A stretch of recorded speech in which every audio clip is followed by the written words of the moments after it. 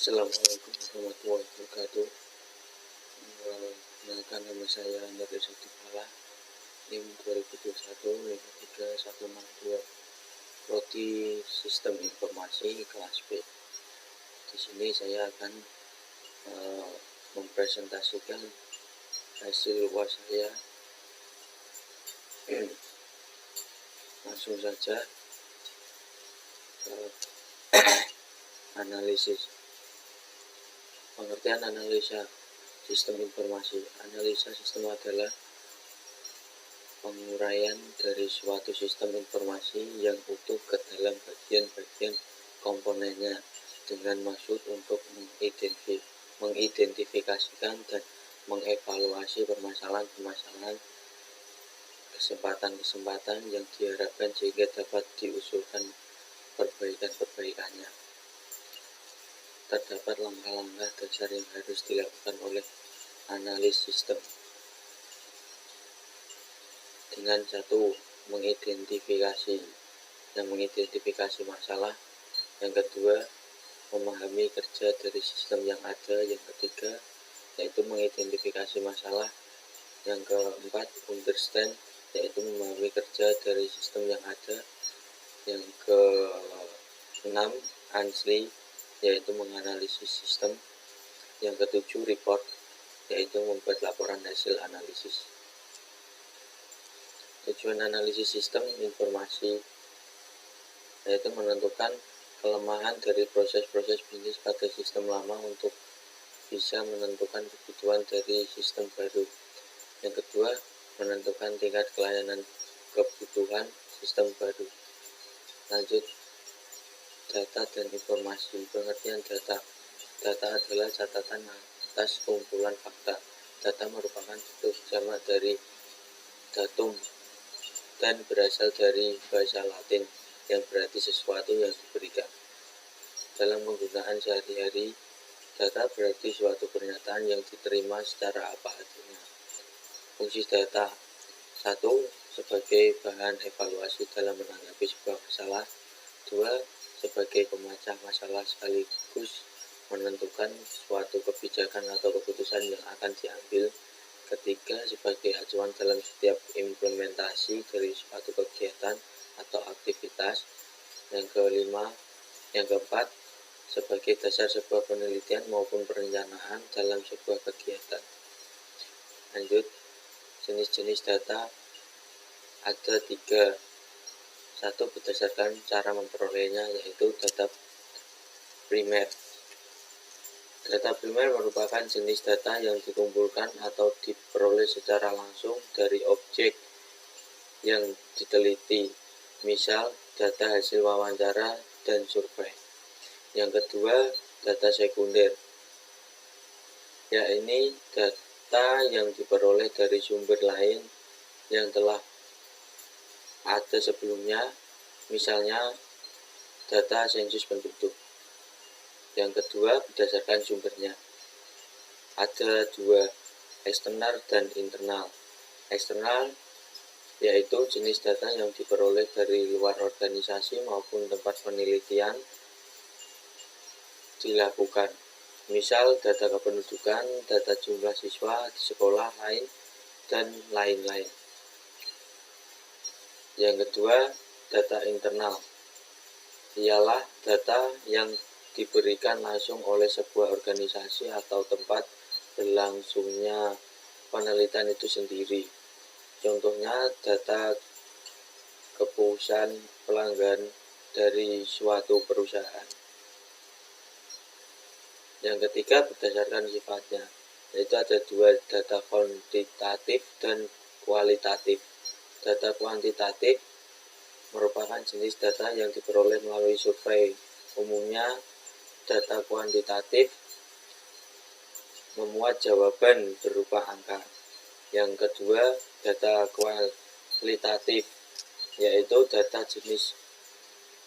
jenis data yang diperoleh melalui berbagai metode seperti wawancara, pengisian kuesioner, maupun studi literatur. Lanjut, pengertian informasi. menurut Q.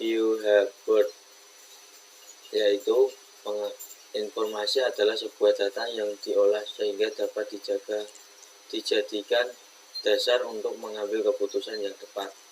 Yang kedua ada menurut Anton M. Melino, informasi merupakan data yang telah diproses, diolah untuk tujuan tertentu ataupun tujuan tersebut untuk menghasilkan sebuah keputusan. Lanjut, fungsi informasi. 1. Sebagai sumber pengetahuan. Informasi menyediakan peristiwa dan kondisi dalam masyarakat tertentu, menunjukkan hubungan kekuasaan, serta memudahkan berbagai macam inovasi. Dengan begitu, masyarakat umum bisa memperoleh informasi yang berkaitan dengan kebutuhan dan kepentingannya dan sebagai sumber pengetahuan baru. Yang kedua, sebagai hiburan. Media elektronik memiliki posisi paling tinggi dalam memberikan hiburan dibandingkan dengan fungsi lainnya. Umumnya, masyarakat penggunaan televisi sebagai hiburan, sedangkan media cetak menempatkan informasi pada posisi teratas. Meskipun begitu, kedua media informasi tersebut memiliki fungsi yang sama, yaitu sebagai hiburan. Yang ketiga, fungsi mengaruhi. Fungsi informasi berikutnya ialah untuk mengaruhi khalayak. Banyak masyarakat terpengaruh oleh informasi yang diberikan di massa, baik artikel maupun iklan-iklan yang sering ditayangkan. Menurut De Vito, fungsi mengaruhi dianggap paling penting dalam komunikasi massa. Lanjut, Flow of Document. Flow of Document adalah alat pembuatan model yang memungkinkan profesional sistem untuk menggambarkan sistem sebagai satu jaringan proses fungsional yang dihubungkan satu dengan yang lain dengan alur data baik secara. Kemudian ada flow of the document atau flowchart adalah simbol-simbol yang tersusun sesuai dengan fungsinya masing-masing yang dapat menggambarkan logika aliran atau flow atau prosedur suatu sistem guna membantu perancangan sistem dalam komunikasi dan berkomunikasian prosedur. Berikut ini merupakan simbol-simbol data FOD. Yang pertama, untuk memulai atau start. Yang kedua, simbol yang digunakan untuk menghubungkan antara simbol satu dengan yang lain. Yang ketiga, simbol menunjukkan pengolahan yang dilakukan oleh komputer. Yang keempat, simbol ini menyatakan inputan atau masukan berasal dari dokumen dalam bentuk kertas atau output yang dicetak ke kertas. Yang kelima, menggambarkan dokumen beserta rangkainya atau beberapa dokumen lainnya. Yang keenam, digambarkan simbol keluar masuk atau pembangunan proses dalam lembaran atau halaman. Yang ketujuh, simbol milih proses berdasarkan kondisi yang ada, disebut decision simbol. Yang kesembilan, simbol untuk memasukkan data secara manual ke keyboard. Yang kesepuluh, simbol namanya simbol operation. Yang ke-11 ada namanya simbol output simbol, di mana simbol ini menyatakan proses input dan output tanpa tergantung dengan jenis peralatannya. Lanjut, data of diagram. Pengertian data of diagram. Apa itu data of diagram atau data konteks. Data konteks adalah sebuah bagian level dari data flow diagram yang digunakan untuk menetapkan konteks serta batas-batas sistem pada sebuah pemodelan. Hal ini termasuk hubungan dengan entitas-entitas di luar sistem itu sendiri, seperti sistem kelompok organisasi, penyimpanan data eksternal, dan lain-lain. Diagram konteks sering disebut juga dengan level 1.0 dan menjadi penentu utama pada sebuah sistem yang dimodelkan dalam data flow diagram. Namun untuk membangun suatu sistem DFD utuh masih dibutuhkan dua level lanjut, yaitu level 1 yang bertujuan memecah sistem menjadi lebih kecil, serta level 2 yang bertujuan untuk membuat rinci dari sistem yang akan dibuat. Berikut ini contoh dari diagram konteks. Lanjut, perancangan sistem terinci. Pengertian output. Menurut Kedal and Kedal 2003 mendefinisikan output adalah informasi yang dikirim kepada para pengguna melalui sistem informasi lewat internet, eksternet, ataupun World Wide Web. Output dapat diwujudkan dalam berbagai bentuk, misal hard copy tradisional dari laporan cetak atau soft copy seperti layar komputer, mikrofon, dan keluaran audio. Pengguna mengendalikan output untuk menyelesaikan tugas-tugas mereka, sering menilai kelebihan sistem secara terpisah melalui output-outputnya. Untuk menciptakan output yang bermanfaat, maka menganalisis sistem bekerja sebagai dengan pengguna selama proses internal sampai hasil dianggap memuaskan. Lanjut, tujuan yang dicapai saat merancang output, yaitu merancang output untuk tujuan khusus.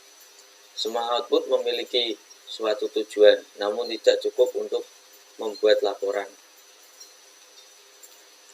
Tampilan layar atau halaman web yang tersedia untuk para pengguna karena kemungkinan melakukannya secara teknologis. Selama fase penetapan syarat-syarat informasi dalam analisis, maka menganalisis sistem menemukan tujuan-tujuan apa yang ingin dicapai.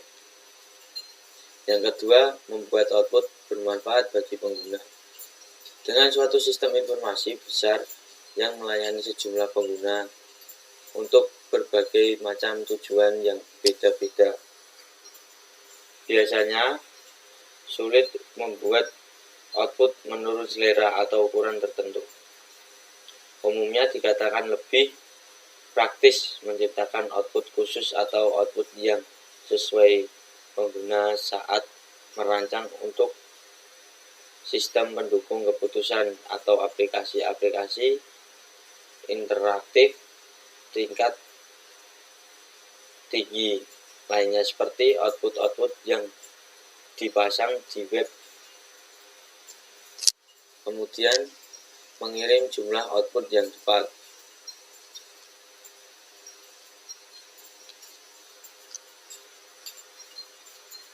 Lebih banyak tidak selalu lebih baik, khususnya di mana jumlah output menjadi fokus perhatian. Sebagai tugas-tugas merancang output adalah memutuskan berapa jumlah output yang tepat untuk pengguna. Lanjut, menyediakan distribusi output yang tepat.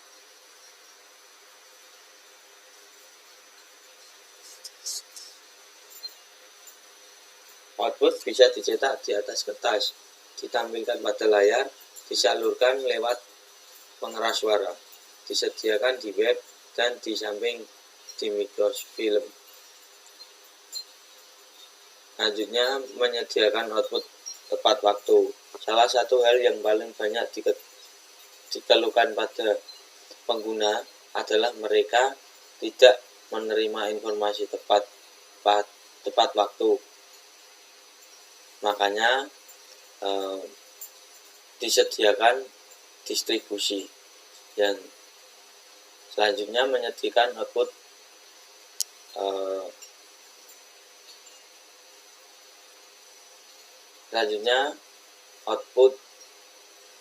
memilih metode output yang paling efektif.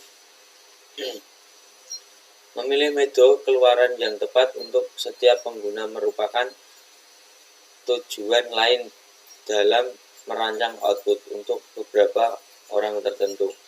Istilah output masih identik dengan setumpukan kertas yang dicetak dari komputer. Lanjut, perancangan sistem terinci. Lanjut ke tipe output. Ada dua, internal dan eksternal. Output internal adalah output yang dimasukkan untuk mendukung kegiatan manajemen. Output ini akan tetap tinggal di dalam perusahaan dan akan disamping sebagai arsip atau disunahkan bila tidak digunakan output. Sejenis ini dapat berupa laporan-laporan terinci, laporan-laporan ringkasan, dan laporan-laporan lainnya. Selanjutnya, output ekstern. Output ekstern adalah output yang akan didistribusikan kepada pihak luar yang membutuhkannya. Contohnya, output ekstern adalah faktur, cek, tanda terima, pembayaran, dan lain-lain. Langkah-langkah menyiapkan prototipe laporan output. 1. Menentukan kebutuhan akan laporan tersebut. 2. Menentukan pengguna. 3. Menentukan item-item yang dimasukkan. 4. Menginimasi ukuran laporan secara keseluruhan. Yang selanjutnya judul laporan, kemudian nomor halaman laporan, lanjut memasukkan tanggal persiapan laporan, kemudian memberi label setiap kolom data secara tepat. Demikian presentasi dari saya. Bila ada salah atau tutur kata, saya selaku manusia tidak luput dari semua itu. Terima kasih. Wassalamualaikum warahmatullahi wabarakatuh.